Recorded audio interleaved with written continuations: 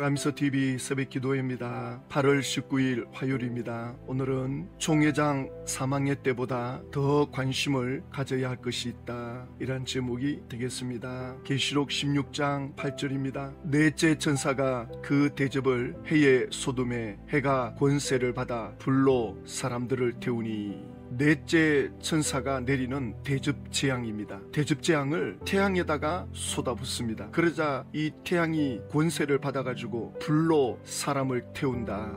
한 과학자는 이렇게 말합니다. 햇빛은 생명을 살리는 힘이 될 수도 있고 생명을 앗아가는 무기가 될 수도 있다. 오늘날 전 세계는 기록적인 폭염과 기후재앙으로 몸살을 앓고 있습니다. 실제로 2024년과 2025년은 관측 역사상 가장 뜨거운 해로 기록되고 있습니다. 지금 지구온난화 현상은 인간의 탐욕의 결과인가, 아니면 지구 종말의 경고인가, 하나님의 심판인가, 하나님의 징계인가, 여러가지 생각을 하게 합니다. 구약 성경에 보면 욥기서 1장 16절에 그가 아직 말하는 동안에 또 한 사람이 와서 아뢰되 하나님의 불이 하늘에서 떨어져서 양과 종들을 살라버렸나이다. 욥의 이 사건은 사탄이 하나님께 요청해서 일어난 사건이죠. 욥을 한번 쳐보십시오. 하나님을 원망할 것입니다. 그래서 하나님이 욥의 생명을 건드리지 말고 육신을 쳐보라. 욥은 하루아침에 소떼 양떼를 다 잃고 또 낙타떼를 다 잃고 10자녀를 잃게 됩니다. 하늘에서 불이 떨어져서 양과 종들을 불태워버립니다. 그리고 19절에 그친 들에서 큰 바람이 와서 집 내 모퉁이를 치매 청년들 위에 무너짐으로 그들이 죽었나이다. 이게 재앙입니까? 심판입니까? 사람들이 볼 때는 끝장이 난 거죠. 죄에 대한 심판을 받은 것처럼 보이죠. 욥도 이것이 이해가 안 됐습니다. 욥은 신앙을 고백하죠. 그러나 내가 가는 길을 그가 아시나니 그가 나를 단련하신 후에는 내가 순금같이 나오리라. 이렇게 신앙 고백했지만 욥은 마음이 아직은 답답합니다. 왜 이런 일을 겪어야 되는지 하나님께로부터 정확한 답을 듣고 싶었던 거죠. 그러던 차에 하나님께서 욥에게 나타나시죠. 욥은 하나님의 계시로 이것이 재앙이 아니라, 이것이 심판이 아니라 하나님께서 또 다른 창조의 역사를 행하시는 하나님의 섭리인 것을 깨닫고 하나님의 그 깊은 뜻을 알게 되면서 신앙을 고백합니다. 내가 주께 대하여 귀로 듣기만 하였사오나 이제는 눈으로 주를 배웁나이다. 결국 욥은 다시 회복이 됩니다. 잃었던 10자녀들 다시 더 훌륭한 10자녀로 태어나고 그의 모든 재산도 배로 회복되는 사건이 있습니다. 욥에게 떨어진 불의 재앙은 재앙으로 끝나지 않았다는 것입니다. 요한계시록 16장 8절에 넷째 천사가 그 대접을 해의 소돔에 해가 권세를 받아 불로 사람을 태웠다. 이것은 재앙입니까? 심판입니까? 여기서 불로 태움을 받았다. 이 불의 태움을 받았다는 사람들이 누구냐? 이걸 봐야 되는 거죠. 그래서 그 다음 구절에 보면 사람들이 크게 태움에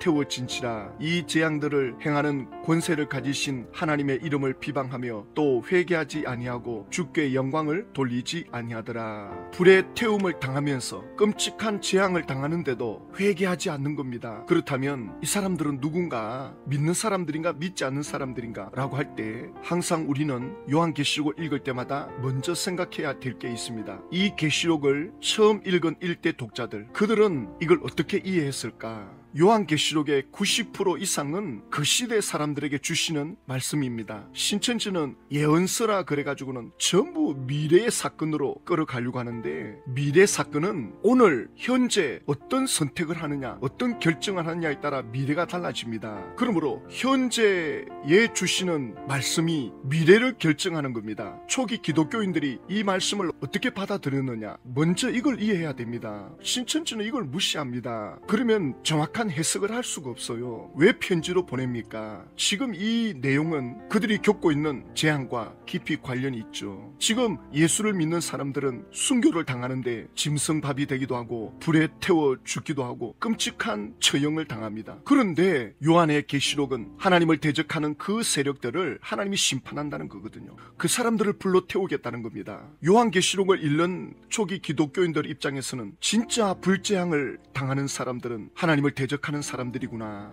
예수를 믿는 사람들에게는 이 재앙이 될 수가 없습니다. 그러나 회개하지 않고 돌이키지 않는 이들에게는 심판이 되는 거죠. 초기 기독교인들이 이 말씀을 보면서 진짜 심판을 받을 사람들은 이 사람들이구나. 계시록의 말씀을 통해서 위로를 받을 수 있는 거죠. 우리는 순교를 당하지만 이것이 끝이 아니다. 자, 그러면 이것이 실제로 그 당시에 이루어졌느냐라고 할 때 이러한 심판이 로마에 이루어졌죠. 로마는 태양신을 섬깁니다. 그리고 아폴로, 헬리오스, 히페리온이라고 하는 신전들을 지어놓고 태양신에게 우상 숭배를 합니다. 복을 빕니다. 이걸로 끝나는 게 아니라 기독교인들을 핍박하거든요. 기독교인들 이들이 여기 와서 함께 해야 되는데 거부하고 있으니 불에 태워 죽이는 거죠. 그런데 정말 불심판을 받을 사람들은 결국 태양신을 숭배하던 이 신전들은 다 무너지고 끝장났습니다. 그러나 하나님의 자녀들은 그 불심판 가운데서도 복음이 확장되고 예수 믿는 사람들은 더 많아져 갔습니다. 그래서 요한계시록 기록될 당시에는 AD 80년에서 90년이라 그러죠. 한 300년 후 AD 395년에 동로마, 서로마로 갈라집니다. 이 당시 로마는 유럽과 중동 전 지역을 다 지배할 정도로 대단한 제국이었죠. 그러다가 서쪽 로마가 먼저 멸망합니다. AD 476년에 게르만 제국에 의해서. 그리고 동쪽 로마는 1000년이 지난 후에 오스만 제국에 의해서 1453년에 완전히 멸망해집니다. 로마 제국은 이것으로서 완전히 끝나버립니다. 결국 계시록의 말씀대로 이들은 심판을 받은 거죠. 자, 그런데 이 불의 재앙이 실제적으로 지금 이 세상은 곤욕을 치르고 있습니다. 베드로 후서 3장 7절을 보면 이제 하늘과 땅은 그 동일한 말씀으로 불사르기 위하여 보호하신 바 되어 경건하지 아니한 사람들의 심판과 멸망의 날까지 보존하여 두신 것이라. 그러면서 하시는 말씀이 오직 주께서는 너희를 대하여 오래 참으사 아무도 멸망하지 아니하고 다 회개하기에 이르기를 원하시느니라. 예수님께로 돌아오기를 원하시는 거죠. 하나님은 한 사람이라도 더 구원하시고자 예수님의 재림을 지연시키고 있다, 이렇게 말씀하고 있습니다. 자, 그러나 베드로후서 3장 10절이죠. 주의 날이 도둑같이 오리니 그날에는 하늘이 큰 소리로 떠나가고 물질이 뜨거운 불에 풀어지고 땅과 그 중에 있는 모든 일이 드러나리로다. 하나님께서 불심판을 미루고 있는 것 같지만 어느 날 도둑같이 온다는 겁니다. 그 누구도 이 때를 알 수 없다. 도둑은 아무도 모르게 오잖아요. 언제 오실지, 주의 날이 언제 될지 그 누구도 감을 잡을 수 없다 라고 말씀하시면서 이 모든 것이 이렇게 풀어지리니 너희가 어떠한 사람이 되어야 마땅하냐. 거룩한 행실과 경건함으로. 끝은 이렇게 될 건데 우리가 어떤 사람이 돼야 되느냐. 거룩한 행실, 경건함으로 이 날을 기다려야 된다. 그래서 12절에 하나님의 날이 임하기를 바라보고 간절히 사모하라. 그 날에 하늘이 불에 타서 풀어지고 물질이 뜨거운 불에 녹아지려니와. 신천지는 이 지구가 왜 불에 타느냐, 이거 다 영적인 거다, 이렇게 나옵니다. 지금 세상이 점점 뜨거워지고 있는데 이걸 보고도 모르겠느냐.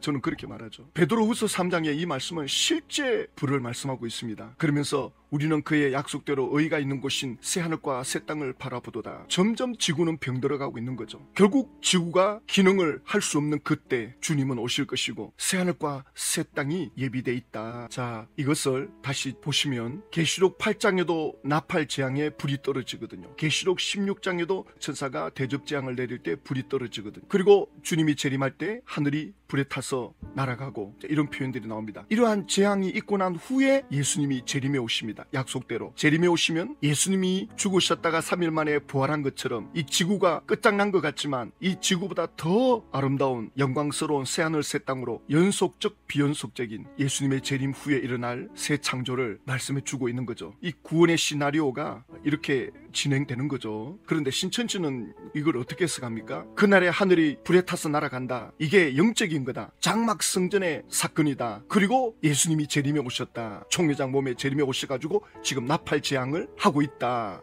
이거거든요. 순서가 맞지가 않아요. 전혀 이게 말이 안 됩니다. 계시록 16장 8절 넷째 천사가 그 대접을 해의 소돔에 해가 권세를 받아 불로 사람을 태우니 이 해가 뭐냐? 거짓 목자다. 장막 성전에 들어온 니골라당 청지기 교육원, 이 거짓 목자들에게 대접 재앙이 임한다. 대접 재앙을 쏟는 자들은 누구냐? 홍정호, 김대원, 지재섭, 윤요한, 이 사람들이 대접 재앙의 실상이다. 그렇지만 당사자들은 전혀 여기에 대해서 딴소리하고 있는 그러는데 이게 무슨 신천지 계시록입니까? 말도 안 되는 내용이죠. 그리고 계시록 6장을 설명할 때 신천지 계시록으로 해, 달, 별이 심판을 받았다 그러거든요. 장막 성전의 목자와 전도자 성도들 심판받아 끝장났다 그러거든요. 또 8장에서 해가 또 심판을 당하고, 또 계시록 16장에서 또 해가 심판을 당하고, 그러다가 또 평화의 궁전에 한때는 그 지붕에다가 해와 달을 모형으로 만들어 놓고는 뭐 해는 신천지 총회장이고 달은 김원장이고, 그렇게 하다가 또 오늘날 이걸 또 뜯어버리고 배도했다 그러고, 애들 장난도 아니고 너무 유치하잖아요. 응? 여기서도 또 본인이 해라 그래요. 계시록엔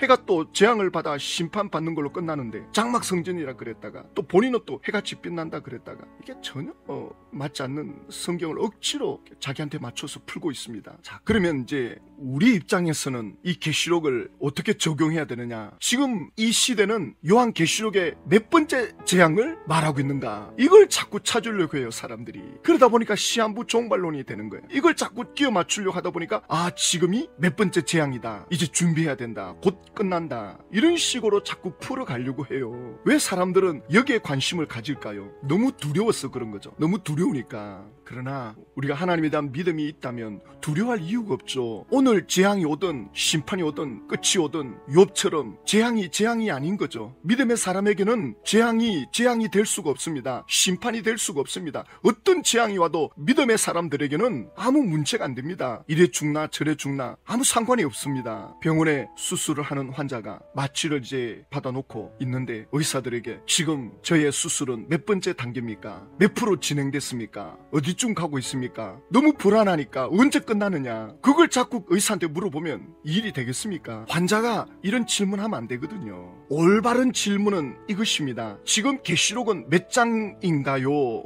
이것이 아니라 지금 나는 말씀에 깨어 있는가? 나는 심판을 피할 수 있는 믿음 안에 있는가? 라는 이 질문을 해야 됩니다. 근데 사람들은 자꾸 계시록을 볼 때마다 지금 우리가 어디쯤 가고 있나? 언제 주님이 오시나? 신천지 거기에 이 가족이 들어가 있는 분들, 부모님들이나 배우자들은 어디에 관심을 갖느냐? 언제 신천지 총회장이 사망하느냐? 그러면서 총회장이 사망하면 우리 가족들이 나올까요? 여기에 모든 집중이 가 있거든요. 물론 그것도 필요하지만 그러나 거기에만 집중했다가 진짜를 놓치면 안 되거든요. 베드로후서 3장 12절에 하나님의 날이 임하기를 바라보고 간절히 사모하라. 그 날에 하늘이 불에 타서 풀어지고 물질이 뜨거운 불에 녹아지려니와 반드시 이 날이 온다. 끝이 온다. 그렇지만 새하늘 새 땅이 준비되어 있다. 그러면서 베드로 사도가 결론을 이렇게 내리거든요. 그러므로 사랑하는 자들아, 너희가 이것을 바라보나니 주 앞에서 점도 없고 흠도 없이 평강 가운데 나타나기를 힘써라. 너희들이 지금 힘써야 될 거는 그 때를 알려고 하는 게 아니고 점도 없고 흠도 없는 평강 가운데서 주님의 때를 기다리라. 베드로는 지금 너희들이 힘써야 될 때가 어딘 줄 아느냐? 어디에다가 힘을 써야 되는 줄 아느냐? 그런데 이 말씀을 하고 난 후에 그 다음에 끝을 이렇게 맺습니다. 무식한 자들과 구세지 못한 자들이 다른 성경과 같이 그것도 억지로 풀다가 스스로 멸망에 이르느니라. 이 사람들은 언제 끝이 나느냐? 언제 이 하나님의 날이, 재림의 날이 임하느냐? 그걸 자꾸 풀려고 하는 거예요. 그걸 아무도 모르니까 우리는 알고 있다, 우리한테로 오라, 이 교만 때문에 억지로 풀고 있는 거예요. 초점을 여기에 맞추지 마라. 언제 이 날이 임할는지 거기에 초점을 맞추지 말고 점도 없고 흠도 없이 평강 가운데 나타나기를 힘써라. 총회장의 사망의 때가 그것도 중요하지만 더 관심을 가져야 할 것이 있습니다. 그때 우리는 그 사람들을 감당할 수 있겠는가? 그때 멘붕이 와서 절망하고 탄식하는 그들에게 우리가 어떻게 할 것인가? 우리가 어떻게 준비해야 될 건가? 여기에 더 관심을 갖고 여기에 더 우리는 집중해야 됩니다. 이게 준비가 안 되면 신천지가 무너져도 그들은 멘붕에 의해서 그들도 무너집니다. 어떻게 될지 모릅니다. 우리는 이 때를 알고 있습니다. 주님이 우리에게 무엇을 요구하시는 건가? 우리가 뭘 준비해야 되는가? 우린 여기에 집중해야 됩니다. 신천지는 아무것도 이루지 못하고 끝이 나고 10년 20년 거기에 꿈을 가지고 인생을 걸었던 사람들은 정말 고통스러울 것입니다. 비참하고 자존심이 허락을 안 할 겁니다. 또 다른 아루를 따라갈 확률이 많습니다. 그리고 집화장들도 포기 안 할 겁니다. 어떻게 해서든지 계시록을 변개시켜서 총회장이 영으로 함께하고 계신다, 곧 다시 오신다, 육신은 죽었지만 영은 지금 우리와 함께하고 있다, 역사 이룰 거다, 남아있어라, 붙잡을 겁니다. 그러니 우리가 어떻게 해야 되는가?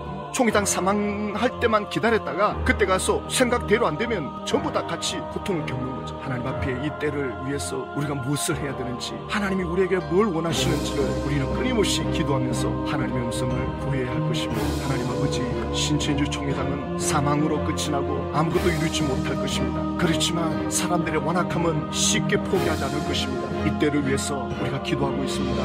우리가 무엇을 해야 될지, 어떻게 해야 될지를 말씀하여 주십시오. 주님의 때를 감당해 나갈 수 있도록 하나님의 은혜를 구합니다. 예수님의 이름.